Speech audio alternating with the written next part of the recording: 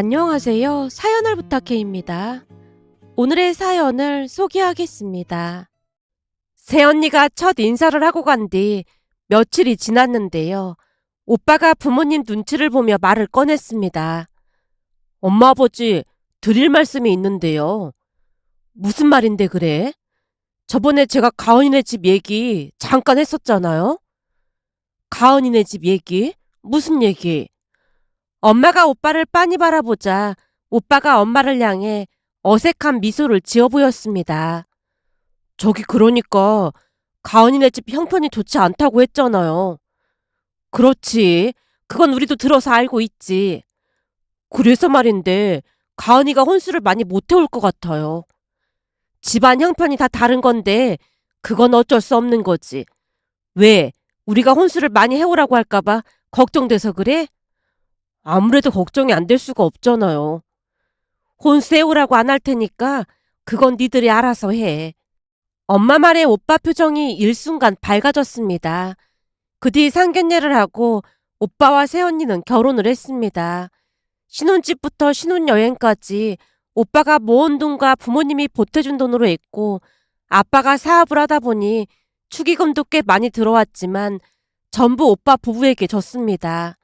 그 돈만 해도 몇 천은 된다고 들었지만 부모님은 그저 두 사람이 잘 살길 바란다며 전적으로 지원을 해줬습니다. 잠시 우리 집 이야기를 하자면 우리 집은 할아버지가 하던 사업을 물려받았고 그 덕분에 풍족하게 살았습니다. 저 또한 아빠가 소개해준 사람과 결혼을 전제로 만나고 있는데 예비시댁도 사업을 하다 보니 두 집안이 잘 맞았습니다. 하지만 새언니네는 집안 형편이 좋지 않은 모양으로 결혼할 때 혼수로 전자레인지와 밥통 등 소형 가전 몇 개만 가지고 온 모습에 제가 엄마에게 조용히 물었어요. 엄마, 새언니가 직장생활을 7년은 했다고 하지 않았어? 그랬다고 하더구나. 근데 그동안 돈을 하나도 못 모은 거야? 막 사치 부리고 그런 건가? 그런 건 아니고 직장 다니면서 성실하게 꽤 많이 모았는데 그동안 모은 돈을 친정에 전부 주고 왔다잖니. 아무래도 형편이 안 좋으니까 마음이 안 좋았던 모양이야. 그게 쉬운 일이 아닌데 대단하네. 그 말 들으니까 난 엄마 아빠한테 감사해야겠다. 그걸 이제야 알았어? 그러니까 앞으로 새언니한테도 잘해. 라며 엄마가 새언니 칭찬을 입이 닳도록 했습니다. 그 뒤에도 부모님은 오빠 부부에게 많은 지원을 해줬는데요. 사돈어르신 두 분 생신 때도 오빠에게 꽤 많은 돈을 쥐어주며 용돈을 드리라고 말을 하기도 했습니다. 우리가 드렸다는 말은 하지 말고 네가 용돈 드리는 것처럼 드려. 우리가 드렸다고 말하면 불편할 수도 있잖아. 알았어요. 엄마 정말 고마워요. 고맙긴 뭐가 고마워. 가족인데 서로 챙기면서 사는 거지. 라며 엄마는 항상 배려하려고 노력을 했습니다. 그렇게 결혼한 지 반년이 지났을 무렵 오빠가 집에 와서 조용히 말을 꺼냈습니다. 아무래도 가은이가 회사를 그만둬야 할 것 같아요. 왜? 무슨 일 있는 거야? 무슨 일이 있는 건 아니고 사실은 계속 임신하려고 했는데 잘 안 되다 보니까 가은이가 스트레스를 많이 받아 해서요. 결혼한 지 이제 반년밖에 안 지났는데 뭘 그렇게 스트레스를 받고 그래. 나도 그렇게 말은 했는데 가은이 마음이 편치가 않은가 봐요. 마음이 편치가 않다니? 엄마 아버지가 워낙 잘해주시잖아요. 그러다 보니까 빨리 손주 안겨드리고 싶은가 보더라고요. 며칠 전에도 병원 가서 둘 다 검사까지 받았다니까요. 뭐? 검사까지 받았어? 니들 나이가 많지도 않은 나이인데 뭘 그렇게 스트레스를 받아. 우린 괜찮으니까 걱정하지 말라고 그래.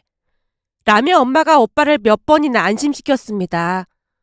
암튼 둘 다 문제 없다고 하니까 회사 그만두고 임신 준비하면 곧 될 것 같더라고요. 그래서 가은이가 회사를 그만두기로 했어요. 그러니까 엄마 아버지도 알고 계시라고요. 그건 니들이 알아서 하는 거지. 굳이 우리한테 일일이 말할 필요가 뭐가 있어. 엄마 말에 오빠가 기쁜 표정으로 돌아갔습니다. 그 뒤 새언니는 회사를 그만둔 뒤 병원까지 다니며 임신을 하려 노력을 한다고 했습니다. 시댁 가족인 우리가 상관하면 스트레스라도 받을까 싶어 가족 모두 아무런 내색도 하지 않았고요. 새언니가 회사를 그만둔 뒤로는 부모님이 매달 생활비까지 보내줬는데요. 그 모습에 제가 우려 섞인 목소리로 말했습니다. 엄마, 자식이 결혼해서 독립했으면 그냥 알아서 살도록 두는 게 맞는 거지. 자꾸 그러다 보면 오히려 역효과 날 수도 있어. 네 새언니 친정 형편도 어려운데 괜히 돈 때문에 스트레스 받을까 봐 그렇지. 라며 엄마가 대답했는데요. 사실 집에 돈이 없는 것도 아니었기에 아깝거나 그렇진 않았습니다. 다만 어느 순간부터 새언니가 우리 가족들에게는 많이 인색한 모습이었는데요. 한마디로 우리 집은 돈이 많으니까 그냥 신경 쓰지 않는 느낌이었고 뭐든지 친정에 퍼다주는 그런 형국이었습니다. 하지만 부모님이 별 신경 쓰지 않는 모습에 저도 그냥 모른 척하고 말았는데요. 어느 날은 새언니에게 전화가 걸려왔습니다. 아가씨, 혹시 지금 통화 가능해요? 네, 통화 가능해요. 그래요? 내가 꼭 참고 있으려고 했는데 너무 궁금해서 아가씨한테 물어보려고 전화했어요. 궁금하다니요? 뭐가 궁금해요? 아니, 조금 있으면 내 생일이라는 거 어머님께 들었죠? 아, 네. 며칠 전에 들었어요. 그럴 줄 알았어요. 사실 이번 생일날 시부모님이 저한테 차 한 대 뽑아준다고 하시더라고요. 엄마 아빠가요? 네. 뭐가 필요한지 물어보시길래 제가 차가 필요하다고 했거든요. 아무래도 산부인과 계속 다니기도 해야 하고 나중에 출산하면 차가 꼭 필요하잖아요. 그래서 차가 필요하다고 했더니 사주시겠다고 했거든요. 그래요? 잘 됐네요. 그쵸? 완전 대박이라니까요? 저는 아마도 전생에 나라를 구한 것 같아요.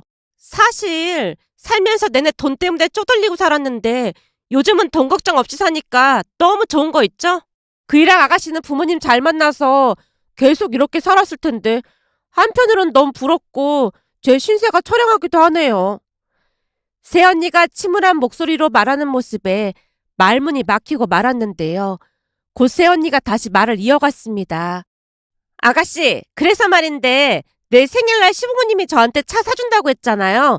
그리고 그이는 제 생일 선물로 시계 사주기로 했거든요. 근데 아가씨는 뭐 사줄 거예요?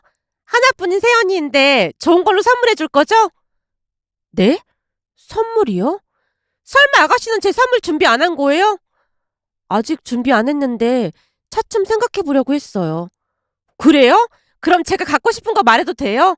이왕이면 제가 갖고 싶은 걸 선물로 받으면 좋잖아요. 아, 그럼 언니는 뭘 받고 싶은데요? 새언니가 마치 맡겨둔 걸 찾는 사람 마냥 너무나 당당하게 요구를 했기에 약간은 기분이 상한 채 물었습니다.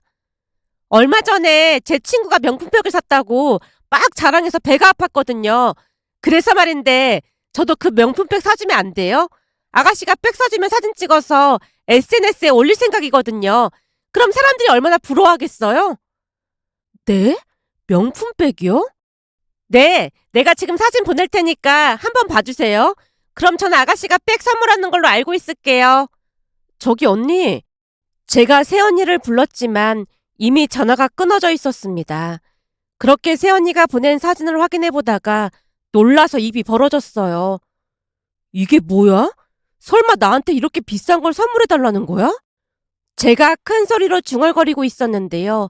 주방에 있던 엄마가 다가와 물었습니다. 왜? 무슨 일인데 그래? 아니, 곧 있으면 새언니 생일이잖아. 근데 엄마 아빠가 차 사주기로 했고 오빠는 시계를 사주겠다고 했다면서 새언니가 나한테도 선물을 사달라고 연락이 왔더라고. 뭐? 너한테도? 그럼 그냥 백화점에 가서 화장품이나 하나 사줘. 엄마가 대수롭지 않게 말하는 모습에 저도 모르게 짜증스레 말했습니다.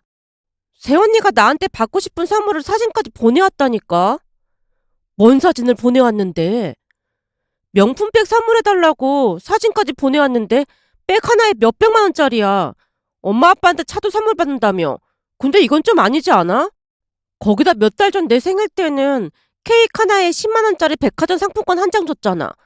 그러면서 나한테 어떻게 명품백을 바랄 수가 있어. 순간 욱하는 마음에 볼을 실룩거리며 격앙된 어조로 소리쳤는데요. 엄마 또한 기분이 좋지 않은 모양으로 긴 한숨을 내쉬었습니다. 엄마가 오빠한테 잘 말할 테니까 기분 풀어. 엄마가 보니까 네 새언니가 그동안 워낙 힘들게 살아서 갖고 싶은 것도 많고 그런 것 같아. 우리가 그 정도 해주면 언니도 뭔가 보답 같은 걸 해야 맞는 거 아니야? 사람이 어떻게 받기만 할 수가 있어. 내 생일은 그렇다고 쳐도 아빠 생신 때도 꼴랑 현금 20만 원 줘놓고는 어떻게 자기 생일날 차를 선물해달라는 말을 할 수가 있냔 말이야. 엄마, 그동안 내가 곰곰이 생각해봤는데 이건 아닌 것 같아. 며칠 전에는 새언니 인스타가 떠서 들어가 봤더니 온통 놀러다닌 사진만 잔뜩이야. 물론 그럴 수도 있겠다 이해하려고 했어. 그치만 사진에 보니까 사돈 어르신한테 명품백도 사주고는 남편 카드로 샀다고 막 자랑하고 있더라고. 그래서 내가 생활비 그만 보내라고 한 거야. 물론 친정이 어려우면 도와주는 게 맞지. 근데 우리 집에서 돈 받아다가 친정 부모님 명품백 사주고 그런 건 좀 아닌 것 같아. 그러니까 엄마도 잘 생각해. 그리고 난 새언니한테 명품백 못 사주니까 그렇게 알고 있어. 제가 잔뜩 격앙된 목소리로 말을 하자 엄마가 다시 긴 한숨을 내쉬었습니다. 그때까지만 해도 엄마는 많이 참고 인내하는 듯 해 보였습니다. 그렇게 며칠 뒤 새언니 생일날이 됐고 한 식당에서 다 같이 식사를 했습니다. 오빠에게 이미 시계를 선물 받은 모양으로 새언니가 꽤 고가의 시계를 차고 있었고 자동차도 평소에 타고 싶다던 고급 세단을 예약까지 걸어둔 상태였어요. 그런 새언니가 신나서 떠들어댔습니다. 차가 빨리 나왔으면 좋겠어요. 시간이 좀 걸린다고 하더구나. 네, 알고 있어요. 근데 아가씨는 제 선물 사왔어요? 새언니가 너무나 뻔뻔하게 묻는 모습에 제가 백에서 봉투 하나를 꺼내 새언니에게 건넸더니 어리둥절한 표정으로 새언니가 물었어요. 이게 뭐예요? 제가 사진 보내줬잖아요. 제가 돈이 없어서요. 그리고 언니도 제 생일 때 10만 원짜리 상품권 한 장 했잖아요. 근데 저도 똑같이 하기 좀 그래서 10만 원 더 넣었어요. 네? 상품권이요? 그것도 꼴랑 20만 원이요? 명품백 사준다고 했잖아요. 제가 사준다는 말을 한 적은 없는 것 같은데요. 언니가 먼저 그냥 전화를 끊었잖아요. 아가씨, 진짜 너무해요. 이미 친구들한테 아가씨가 명품백 사줄 거라고 다 자랑해놨는데 이러면 제 입장이 곤란해진단 말이에요. 새언니가 울상을 짓고 있자 부모님 표정이 말이 아니었는데요. 결국 아빠가 미간을 찌푸리며 말했습니다. 네 시누이도 직장생활 하는데 명품백은 무리지. 음식 식으면 맛없으니까 얼른 밥이나 먹자. 라며 아빠가 우리 둘의 대화를 중단시켰는데요. 그 뒤 부모님이 입을 꾹 다문 채 식사만 하는 모습에 새언니가 처음으로 눈치를 봤습니다. 그동안은 새언니를 좋게만 보려고 노력했던 부모님의 마음이 그때부터 돌아선 게 아닌가 싶었는데요. 그날 이후 부모님은 새언니에 대한 언급을 최대한 회피하는 모습이었습니다. 그뿐만이 아니었는데요. 오빠 부부와의 만남도 줄여가고 있었고 어느 날은 아빠가 오빠만 따로 불러서 말했습니다. 결혼했으면 이젠 니들이 알아서 살아야 하는 게 맞는 거야. 앞으로 생활비 보내는 것도 안 보낼 테니까 니들이 알아서 살도록 해. 그리고 네 엄마한테 들어보니 큰 집으로 이사 갈 거라고 며느리가 돈을 좀 보태달라고 했다던데 알고 있었던 거야? 그게 나중에 출산하고 나면 집이 좀 작을 것 같다고 출산하기 전에 큰 집으로 이사 가고 싶어 하더라고요. 아직 임신도 안 했는데 출산은 무슨 출산이야. 노력하고 있으니까 이제 곧 생길 거예요. 암튼 우리는 그 돈 못 해주니까 그런 줄 알아라. 이제부터는 니들이 알아서 살도록 해. 요즘 먹고 살기 얼마나 힘든 세상인데 집까지 다 해줬는데도 고마워하진 못할 망정 더 큰 집으로 옮기게 돈을 달라니. 죄송합니다. 집사람한테는 제가 잘 말할게요. 앞으로 2번 다시 우리한테 돈 달라는 말 하지 마라. 우리한테 돈을 맡겨둔 것도 아니고 왜 허구한 날 돈을 달라 말아야? 네, 알겠습니다. 죄송합니다. 오빠가 어깨를 늘어뜨린 채 집으로 돌아갔는데요. 오빠가 나가자마자 제가 엄마에게 물었어요. 엄마, 아빠 말이 사실이야? 진짜로 새언니가 이사한다고 돈 달라고 했어? 나도 그동안 참을 만큼 참았는데 해도 너무하잖니. 아니 무슨 4억을 달라는 거야. 뭐? 4억을? 제가 놀라서 엄마를 바라보자 엄마가 새언니와의 통화 내용을 말해줬습니다. 엄마 말에 의하면 새언니가 찾아온 것도 아니고 전화로 말을 하더랍니다. 어머님, 잘 지내셨어요? 그래, 잘 지내고 있지. 너도 잘 지내고 있니? 아직 젊은데 임신 때문에 스트레스 받지 말고 마음 편히 먹고 있어라. 네, 알겠습니다. 제가 주변에 물어봤더니 어머님, 아버님 같은 시부모님은 안 계시더라고요. 항상 감사하게 생각하고 있습니다. 라며 새언니가 오늘 땐 뒤 말을 이어갔다네요. 어머님, 드릴 말씀이 있는데요. 무슨 말인데 그래? 괜찮으니까 말해보렴. 저희가 지금 임신 준비 중이잖아요? 근데 앞으로 저는 3명을 낳고 싶거든요. 3명씩이나 낳고 싶다고? 그러면 힘들지 않겠니? 어머님, 아버님이 다 도와주실 건데 힘들 게 뭐가 있겠어요. 라며 새언니가 대놓고 말을 했고 기분이 나빠진 엄마가 선뜻 대꾸를 하지 못한 채 전화기만 들고 있었다는데요. 곧이어 새언니가 기가 막힌 소리를 하더랍니다. 그래서 말인데 지금 사는 집에서 셋을 키우는 건 너무 작잖아요. 너 혹시 셋쌍둥이라도 임신한 거니? 순간 새언니 말에 임신을 했다는 생각이 들었기에 엄마가 물었다는데요. 아니요, 열심히 노력하고 있어요. 근데 집을 왜 옮겨? 지금 당장 출산할 것도 아닌데. 미리 옮겨서 적응해두면 좋잖아요. 어머님 손주들 태어났는데 막 이사 다니면 얼마나 힘들겠어요. 그러니까 한 곳에 정착해서 정붙이고 사는 게 제일 좋잖아요. 그래서 나한테 하고 싶은 말이 뭔데? 저희가 좀 큰 평수로 집을 알아봤더니 4억 정도가 부족하더라고요. 어머님, 아버님이 도와주시면 안 돼요?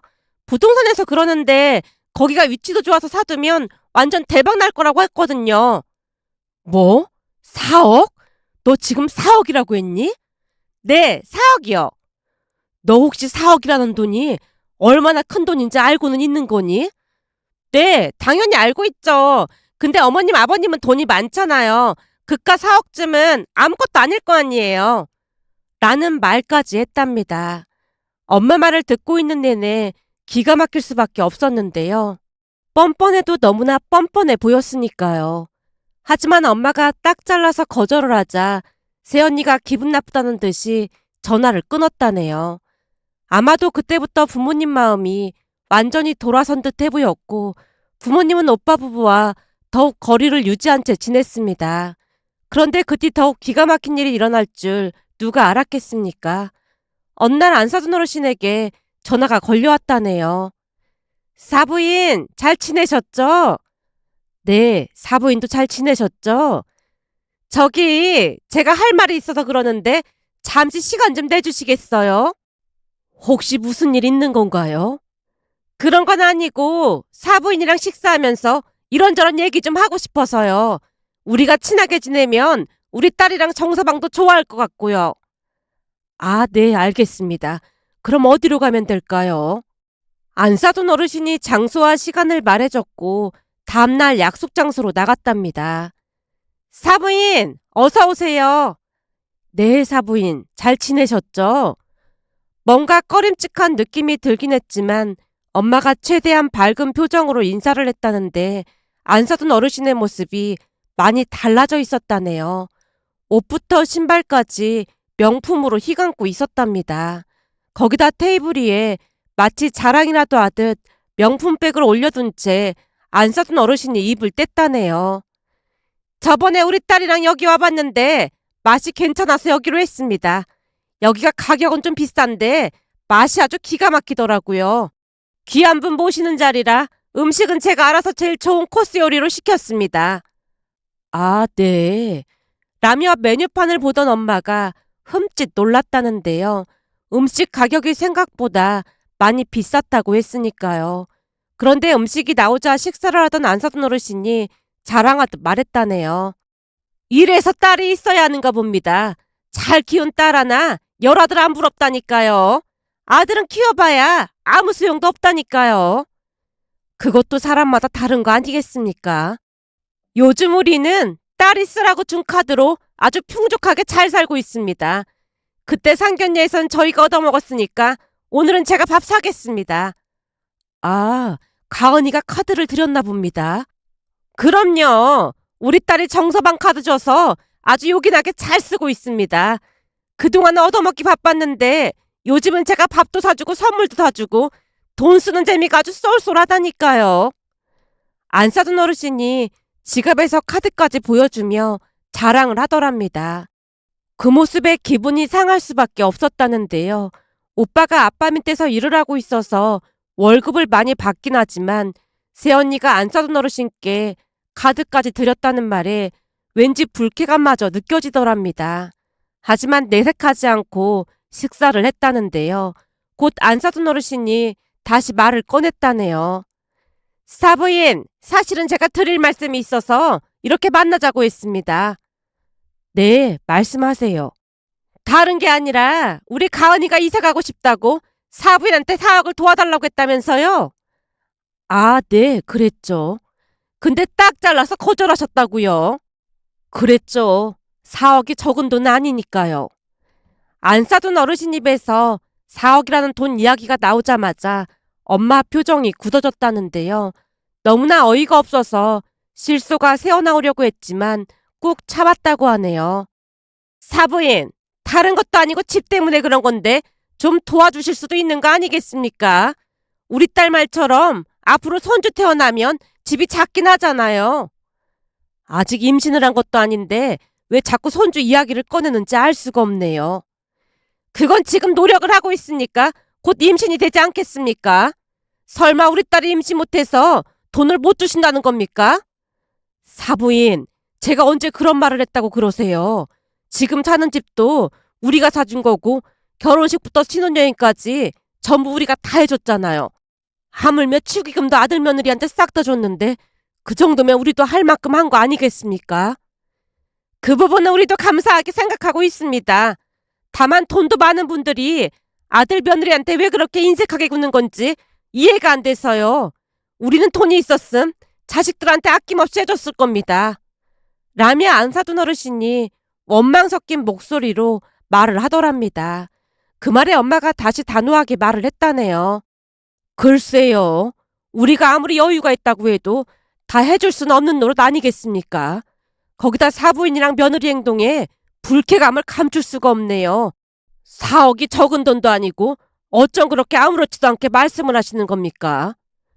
그동안 단 한 번도 목소리를 높인 적이 없던 엄마가 목소리까지 높여서 말을 하는 모습에 안 사둔 어르신이 움찔한 채 눈치를 보다가 다시 말을 꺼냈다네요. 사부인, 화내지 마시고 저는 그냥 앞으로 손주들이 태어날 텐데 손주들 편하게 살라고 그 정도는 해줄 수 있지 않나 싶어서 말씀드린 것 뿐입니다. 저희는 그럴 돈 없으니까 그런 줄 알고 계세요. 그럼 저는 그만 일어나 보겠습니다. 예? 식사는 하고 가셔야죠. 이 아까운 걸. 도무지 밥이 넘어가지 않을 것 같아서요. 그럼 식사 맛있게 하고 오세요. 엄마가 자리에서 일어났다는데요. 그 와중에도 안 사둔 어르신이 대충 인사를 하고는 홀로 남아서 식사를 하더랍니다. 한동안 말하던 엄마가 긴 한숨을 내쉬다가는 혀를 내두르고 있었습니다. 진짜 해도 해도 너무하지 않니? 그러게, 진짜 너무 심한 것 같은데? 암튼 정이 뚝 떨어지더라니까. 라고 말하던 엄마 얼굴이 울그락불그락해져 있었습니다. 그리고 그 뒤 부모님은 오빠 부부와 연락조차 하지 않았습니다. 혹여나 새언니에게 연락이 와도 받지 않았으니까요. 결국 얼마 뒤 오빠 부부가 집으로 찾아왔는데 그날 다시 한번 집안이 발칵 뒤집어지고 말았습니다. 두 사람이 집에 온 모습에 부모님이 떨떠름한 표정으로 인사만 받고 아빠는 서재에서 책을 읽으셨고 엄마는 주방에서 음식 준비를 했습니다. 두 사람이 온 뒤로 집안 공기가 어찌나 차갑던지 저도 슬그머니 방으로 들어갔어요. 잠시 후 엄마가 거실에 상을 차리는 모습에 제가 도왔는데요. 세연이도 눈치가 보이긴 했던 모양으로 일어나서 도왔지만 엄마가 그냥 앉아있으라고 했습니다. 평소 우리 집은 식사를 할 때 TV를 켜지 않았고 가족끼리 대화를 하곤 했는데요. 그날은 아빠가 TV를 켜고 식사를 했습니다. 아마도 오빠 부부와 말을 섞고 싶지 않아서 그랬던 게 아닌가 싶었어요. 그런데 잠시 후 TV에서 기부 이야기가 나왔는데 새언니가 들으라는 듯이 말했어요. 잘 사는 사람들이 어려운 사람들 도와주는 건 당연한 거잖아요. 돈이 많으면 어려운 사람들 좀 도와주고 그래야 하는 건데 우리나라 사람들은 너무 이기적인 것 같아요. 미국 같은 나라는 기부하는 게 당연하다고 생각하는데 우리나라는 잘 사는 사람들이 너무 인색한 것 같더라고요. 물론 기부를 하면 좋긴 하겠지만 기부도 그 사람이 선택하는 거 아니겠니? 그걸로 기부하지 않는 사람들을 나쁘게 몰아가는 건 아닌 것 같구나. 엄마가 탐탁지 않다는 듯이 말을 하자 새언니가 다시 입을 뗐습니다. 사실 우리 큰 집은 좀 잘 살았거든요. 근데 진짜 너무 인색했어요.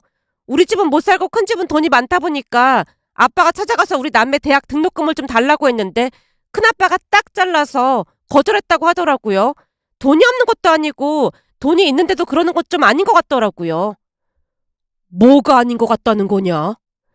내내 침묵만 유지하던 아빠가 새언니를 빤히 바라봤고 새언니가 다시 입을 열었습니다. 모르는 사람한테 기부도 하는 판국인데 돈이 없는 것도 아니고 조카인 우리 등록금을 안 준다는 게 말이 안 되는 거잖아요. 큰아버지는 자수성가한 분이라고 하지 않았냐? 그렇죠. 우리 본가가 원래 지지리도 가난했는데 큰아버지만 유일하게 성공했다고 하더라고요. 근데 네 논리가 좀 이상하구나. 큰아버지가 그 고생을 해서 자수성가했는데 왜 조카들 등록금까지 내줘야 하는 거니? 빌려달라고 하는 것도 아니고. 그야 돈이 있으니까 그럼 당연히 그 정도는 내줘야 되죠. 돈 있는 사람들이 그러고 사니까 대한민국이 이 모양 이 꼴인 거예요. 생각해보세요. 돈이 있으면 없는 사람들한테 나눠주고 그러면 좀 좋아요. 근데 돈도 많으면서 인색해도 너무 인색하잖아요. 글쎄다. 그 사람들도 다들 고생해서 돈을 번 건데 그런 식으로 말하는 건 잘못된 것 같구나. 시간이 갈수록 아빠 얼굴이 말이 아니었는데요. 새언니의 이상한 논리는 저도 이해하기 어려웠습니다. 돈이 있는 사람들은 무조건 돈을 퍼줘야 한다니 이해하기 어려운 논리였으니까요. 그런데 아빠의 말이 끝나자마자 새언니가 마치 들으라는 듯이 말을 했어요. 암튼 없는 사람들은 생각도 안 하고 나눠주는 게 아깝기만 하지. 라는 말을 하는 게 아니겠어요? 아마도 아파트를 옮겨야 하는데 돈을 주지 않는다고 해서 대놓고 시위를 하는 것 같아 보였습니다. 그리고 그 말에 부모님 표정이 무서울 정도로 일그러져 있었는데요. 아빠가 숟가락을 탁 하고 내려놓더니 오빠와 새언니를 향해 말했습니다. 잘 들어라. 앞으로 우리가 가진 재산은 전부 기부할 생각이니까 그런 줄 알고 있어. 오늘 며느리 얘기 들어보니까 내가 그동안 생각을 잘못하고 있었던 것 같아. 그래, 며느리 네 말이 맞는 것 같구나. 앞으로는 여기저기 기부도 하고 그럴 참이니까 니들은 우리한테 재산이 없다고 생각하고 살도록 해.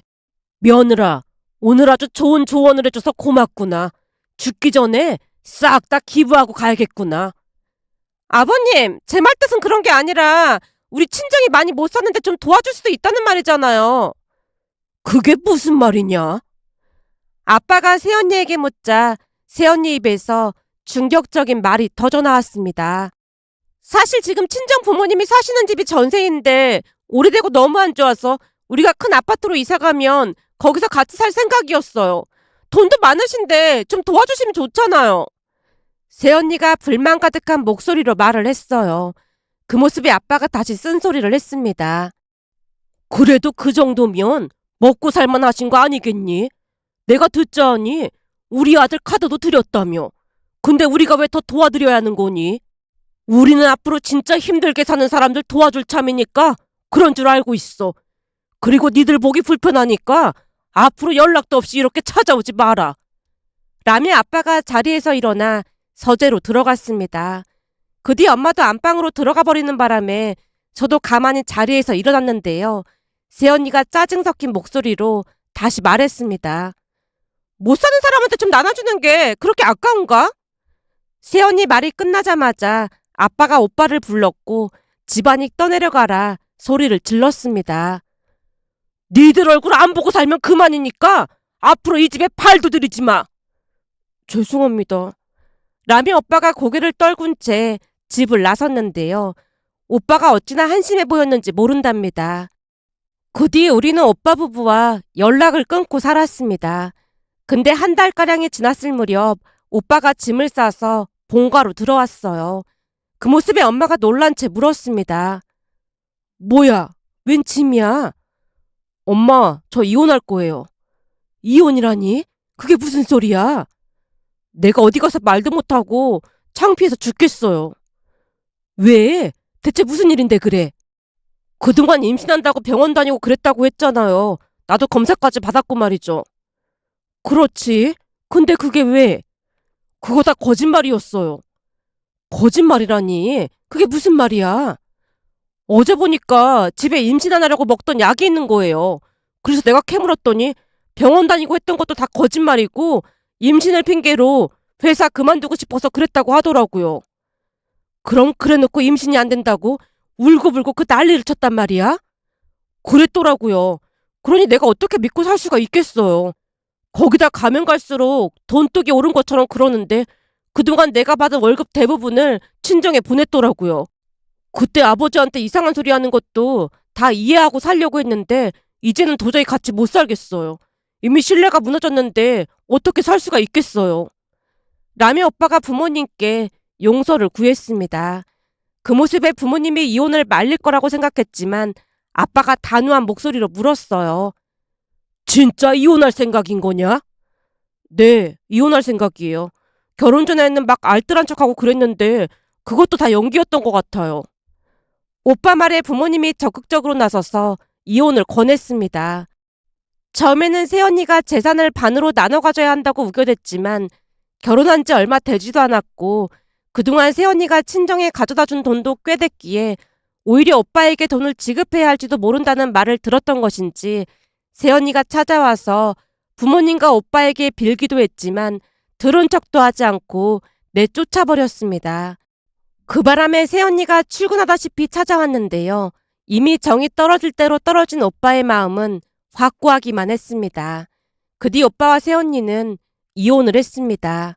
이혼을 하고 나가면서 새언니가 혼수로 해온 밥통이랑 전자레인지까지 싹 다 챙겨가는 모습에 학을 뗐다고 해야 할까요?